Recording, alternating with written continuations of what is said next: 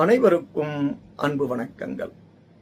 இன்றைய இன்னுரையிலே நாம் பார்க்க இருப்பது கனவிலே ரங்கநாதர்.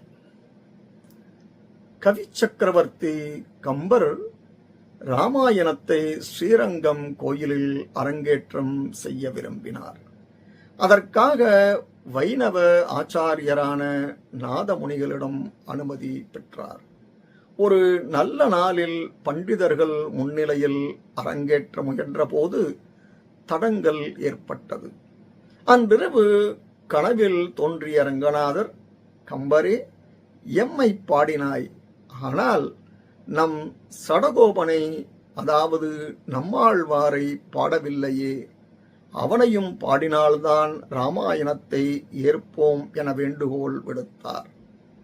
நம்மாழ்வார் மீது சடகோபர் அந்தாதி என்னும் 100 பாடல்களை கம்பர் பாடிய பின்னர் கம்பராமாயணம் ஸ்ரீரங்கத்திலே அரங்கேற்றப்பட்டது.